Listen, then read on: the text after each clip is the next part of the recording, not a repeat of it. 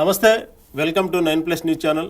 ఆంధ్రప్రదేశ్ మాజీ ముఖ్యమంత్రి జగన్మోహన్ రెడ్డి తాజాగా చేసిన వ్యాఖ్యలు, ప్రధానంగా టీడీపీ మీద ముఖ్యమంత్రి చంద్రబాబు నాయుడు గారి మీద చేసిన వ్యాఖ్యలు సంచలనంగా మారాయి.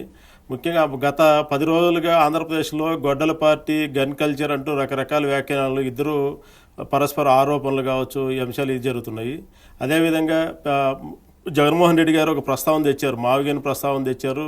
అమరావతి ఒకే ప్రాంతానికి డెవలప్మెంట్కి సంబంధించి కూడా ఇది మంచిది కాదన్న మాటలు కూడా ఆయన చెప్పారు. కొత్త ప్రతిపాదన కూడా అది నిన్న ప్రెస్ మీట్లో కూడా ఆయన ప్రస్తావించారు.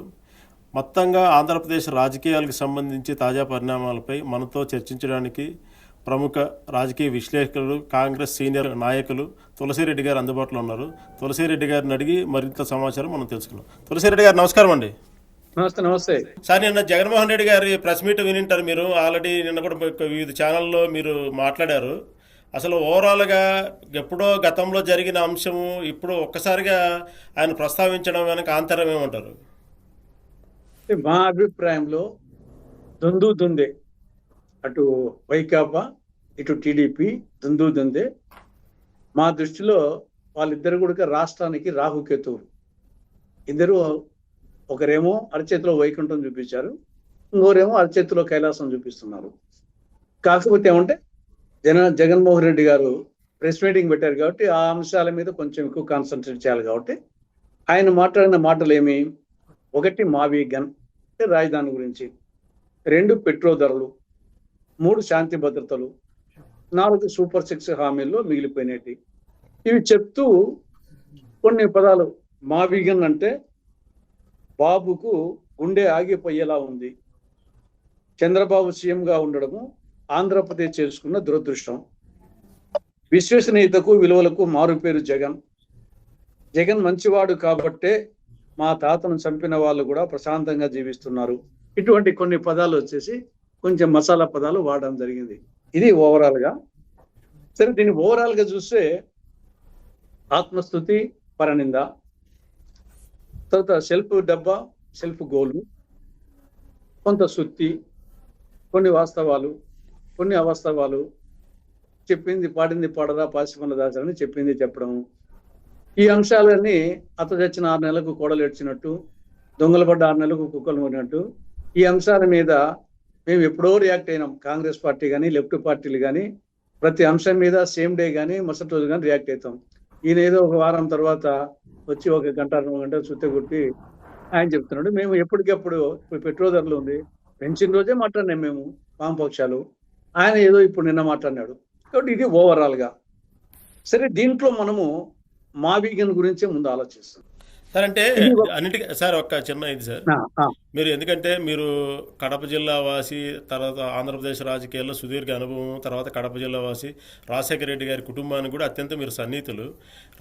జగన్మోహన్ రెడ్డి గారు ఒక ఆరోపణ చేశారు, అసలు మా తాత చంపిన వాళ్ళని టీడీపీ వాళ్ళు మామూలు సెంట్రల్ ఆఫీసులో దాచారని ఒక ఆరోపణ. తర్వాత మా ఫాదర్ని కూడా చంద్రబాబు నాయుడు గారు మాట్లాడిన 3 రోజులకే మా ఫాదర్ ప్రమాదం జరిగిందని ఒక ఆరోపణ. ఇంత ఒక్కసారిగా ఈ మామూలుగా ఈ మరణాలకు సంబంధించి కావచ్చు, దీనిలో పెద్ద పెద్ద వాళ్ళది ఒక్కసారిగా ఎందుకు వచ్చిందంటారు ఈ టాపిక్ ఇది అసలు ఇప్పుడు? అందులో ఇటీవల కాలంలో వచ్చేసి వైకాపా పార్టీ, ప్రత్యేకించి జగన్ వచ్చేసి ఈయన రాజకీయ కక్షలు, ఈయన ఒక ఫ్యాక్షనిస్టు, ఎప్పుడు కక్షలు ఆలోచన చేస్తూ ఉంటాడు, రాజకీయ కక్షలు.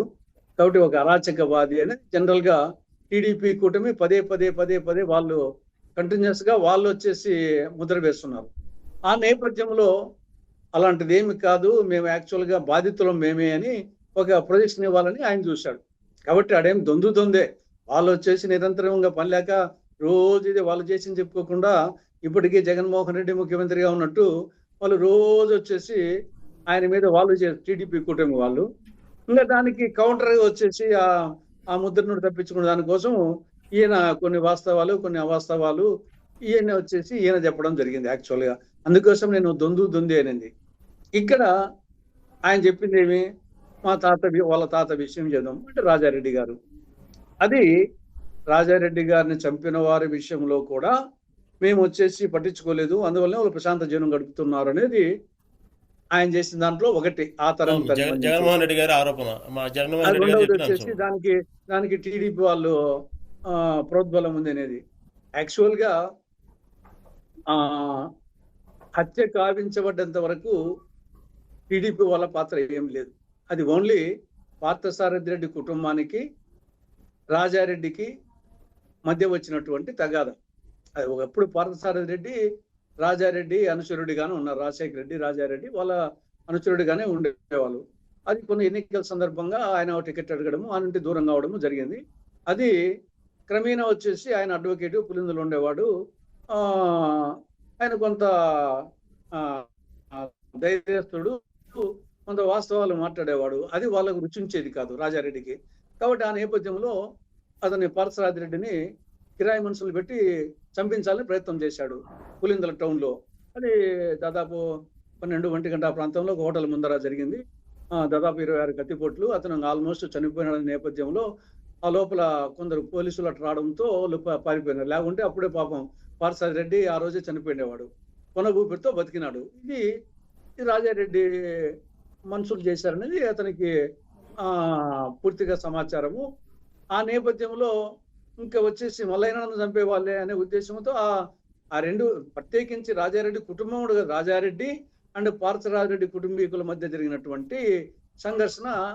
అది మల్లయ్యను చంపుతున్న ఉద్దేశంతో వీళ్ళ వాళ్ళు వచ్చేసి నన్ను చంపే బదులు ముందు వాళ్ళని చంపేద్దామనే యాంగిల్లో జరిగింది తప్పనిచ్చేసి దానికి టీడీపీ పాత్ర, నాయకుల పాత్ర ఏమీ లేదు. ఎవరి పాత్ర లేదు. ఆ పార్థసారథి కుటుంబానికి రాజారెడ్డి చేసినటువంటి ఆయన వచ్చిన వాళ్ళ కుటుంబాన్ని పార్థసారథిని చంపాలనుకున్నాడు. కాబట్టి ఆ నేపథ్యంలో జరిగిన నేపథ్యం వచ్చేసి అది 98 మే 23న జరిగింది రాజారెడ్డి హత్య. కాబట్టి దానికి టీడీపీ అగ్రనాయకత్వానికి దానికి ఏమాత్రం సంబంధం లేదు. ఒకవేళ తర్వాత వచ్చేసి చనిపోయిన తర్వాత ఏమన్నా కొంతము ఆర్థికంగానో లీగల్ గానో నాకు తెలియదు. అది కూడా ఒకవేళ ఏమైనా సహాయం చేసి ఉండొచ్చేమో కానీ హత్యకు కారణము టీడీపీ అగ్రనాయకత్వం కానే కాదు.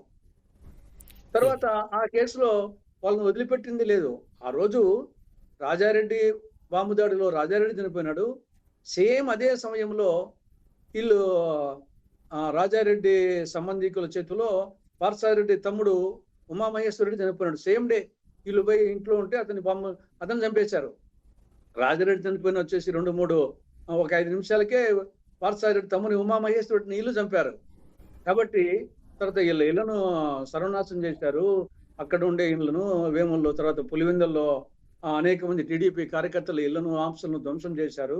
తర్వాత ఆ కేసులో 10 మందికి యావజ్జీవ కారాగార శిక్ష పడినది. ఆ కేసులో ఏమి ఊరికి వదలలేదు. జిల్లా కోర్టులో ఇద్దరు రాజీ అయినారు. ఎందుకంటే ఈ పక్క రాజారెడ్డి హత్య కేసులో వీళ్ళు 11 మంది ముద్దాయిలు అయితే, ఆ పక్క పార్థసారథి తమ్ముడు ఉమామహేశ్వర రెడ్డి గారి హత్య కేసులో ఈసీ గంగిరెడ్డి జగన్మోహన్ వాళ్ళ మామ వచ్చేసి ఫస్ట్ ముద్దాయి. కాబట్టి వాళ్ళకు శిక్ష పడుతుందని చెప్పేసి యాక్చువల్ గా జిల్లా కోర్టులో రాజీ అయినారు ఇద్దరు. సార్ మామూలు రాజారెడ్డి గారి హత్య కేసు సంబంధించి 2 కుటుంబాలు రాజే అప్పుడు. అది ఏమైందంటే రాజారెడ్డి హత్యకు సంబంధించి పార్థసారథి తమ్ముళ్ళు, పార్థసారథి రెడ్డి ఇంకా కొందరు పేర్లు పెట్టి 16 మందో 19 పేర్లు పెట్టారు. అదే సమయంలో పార్థసారథి తమ్ముడు ఉమామహేశ్వర రెడ్డిని వీళ్ళు రాజారెడ్డి మనుషులు చంపారు. రాజారెడ్డి మనుషుల్లో ప్రధానమైన ముద్దాయి, మొదటి ముద్దాయి ఈసీ గంగిరెడ్డి, జగన్మోహన్ రెడ్డి మామ ఫస్ట్ ముద్దాయి, రెండోవాడు భాస్కర్ రెడ్డి. కాబట్టి ఈ పక్క కూడా బలంగా ఉంది. ఆ పక్క హత్య, ఈ పక్క హత్య, 2 జిల్లా కోర్టులో కేసులు నడిచాయి. ఇద్దరికి శిక్ష పడే పరిస్థితి ఉంది. ఆ పరిస్థితిలో జిల్లా కోర్టులో నాకు తెలిసి రాజీనారు అన్నారు. అది రాజీనారో లేదో కానీ 2 అక్విటల్ అయిపోయినాయి. 2 కేసులు వచ్చేసి కొట్టేశారు. 2 కేసులు కొట్టేసిన తర్వాత దాని తర్వాత మళ్ళీ హైకోర్టుకు పోయినారు. హైకోర్టులో వచ్చేసి వీళ్ళది పార్థసారథి వాళ్ళ కేసు కొట్టేశారు. వీళ్ళకి వచ్చేసి వీళ్ళ తరఫున శిక్ష వేసి 11 మందికి శిక్ష ఉన్నది. తర్వాత అన్నట్టు సుప్రీంకోర్టుకు పోయినారు. సుప్రీంకోర్టులో కూడా శిక్ష అంటే ఖరారైంది. తర్వాత జీవిత ఖైదు 10 మంది.